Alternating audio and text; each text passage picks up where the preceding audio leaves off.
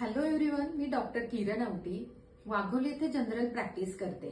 तर आज आपण सामान्य सर्दी आणि अॅलर्जिक रायनायटिस म्हणजे अॅलर्जिक सर्दी यामधील फरक कसा ओळखायचा हे सोप्या भाषेत समजून घेऊयात. बऱ्याच जणांना नाक वाहणे आणि नाक बंद होणे ही दोन्ही लक्षणे असल्यामुळे ती अॅलर्जिक सर्दी आहे की सामान्य सर्दी आहे हे ओळखता येत नाही.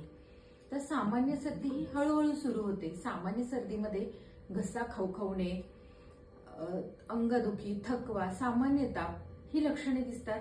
सामान्य सर्दी ही विषाणूमुळे व्हायरसमुळे होते.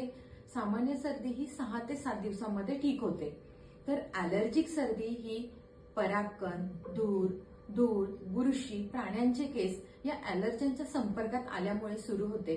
अॅलर्जनच्या संपर्कात गेल्यानंतर अचानक शिंका सुरू होणे, डोळ्याच्या जागी खाज येणे, डोळ्यातून पाणी येणे, नाकाच्या जागी खाज येणे, नाकातून पातळ स्त्राव सुरू होणे ही लक्षणे दिसायला लागतात. अॅलर्जिक सर्दी ही अॅलर्जनच्या संपर्कात आल्यानंतर पुन्हा पुन्हा सुरू होऊ शकते. अॅलर्जिक सर्दी ठीक व्हायला अनेक आठवडे लागू शकतात.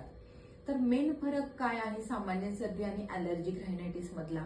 तर सामान्य सर्दीमध्ये सामान्यतः अंगदुखी, थकवा, नाकातील पातळ स्त्राव हा काही दिवसानंतर दाट हिरवा किंवा पिवळा होऊ शकतो. तर अॅलर्जिक रायनायटिस मध्ये वारंवार शिंका येणे, डोळा नाकाच्या ठिकाणी खाज येणे, नाकातून पातळ स्त्राव येणे ही लक्षणे असतात.